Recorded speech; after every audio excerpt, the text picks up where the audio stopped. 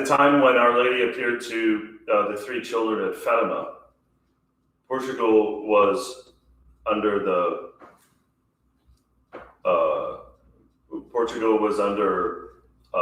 a torturous political regime, and the world was in the midst of the First World War, and only 20 years away from the Second World War. Our Lady said there's going to be a worse war if people do not reform their lives. Our Lady predicted that.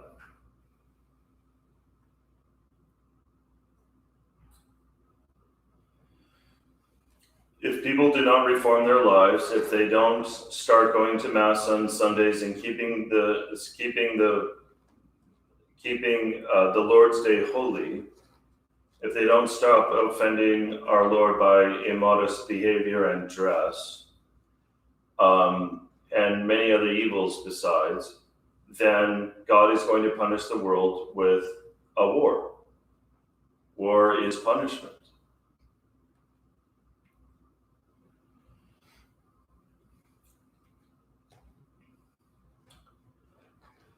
I tried to determine how many people died in the Second World War once, and nobody knows the answer to that question.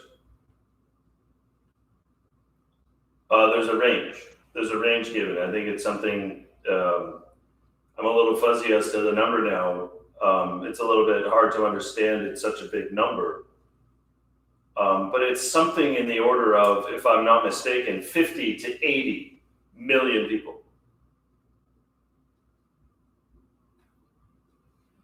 Nobody knows how many people died because it was so chaotic.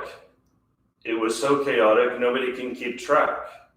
And then it's hard to, assign causes of death. If somebody has a heart attack and the hospital is unavailable because it's full of soldiers and nobody can, whatever, and then somebody dies because they don't get regular medical attention, have they died as a result of the war? Well, sort of. We could either say yes or we could either say no, depending on how we wanted to define the deaths caused by war. But if we even just took those, actively shot or something like that in the war, we don't even know that number.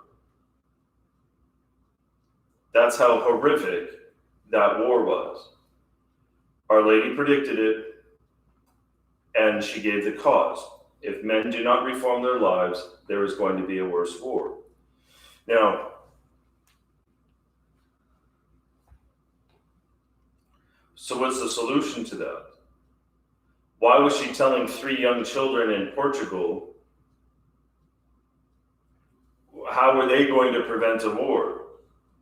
Well, they were going to prevent the war by spreading the Rosary.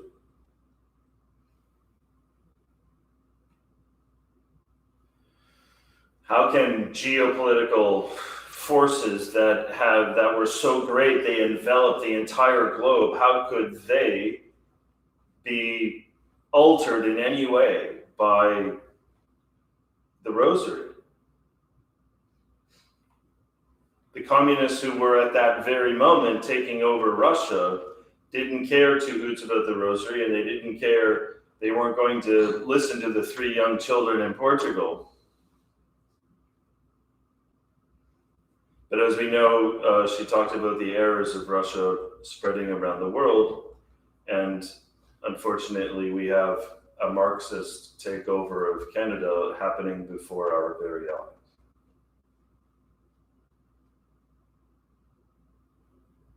There's going to be an election this fall in all probability, or at least it looks that way. I'm going to suggest that we double down on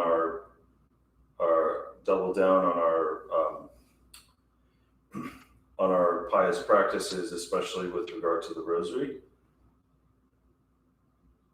in order to beg God's protection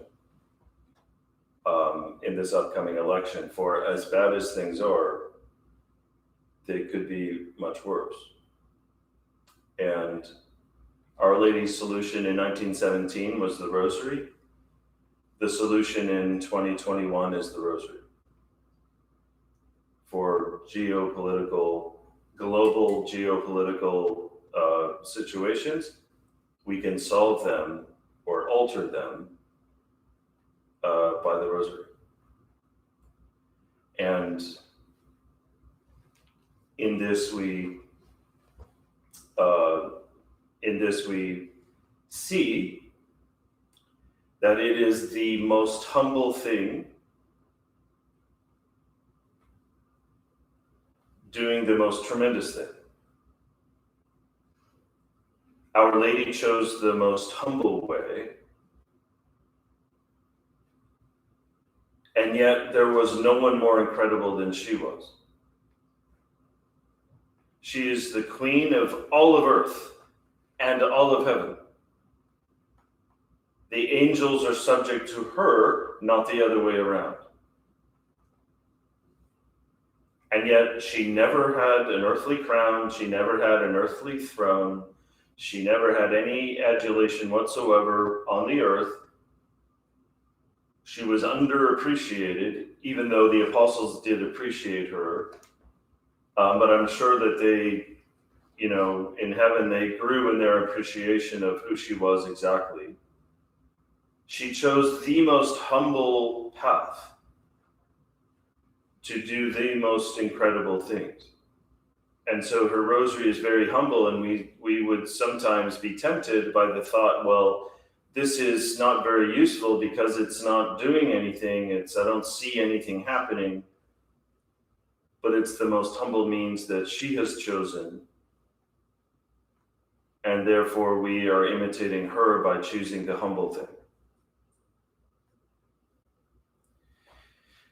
The Lord has regarded the humility of his handmaid. But all generations shall call me blessed, and he has done great things to me, and holy is his name. And so by obeying her instruction, we will please her. She will indeed hear the prayers that we offer. She will not allow them to go unanswered. And she has promised that in the end, her Immaculate Heart would triumph. In the end, her Immaculate Heart would triumph. In between now and the end, when the triumph of the Immaculate Heart happens, there is a span of time.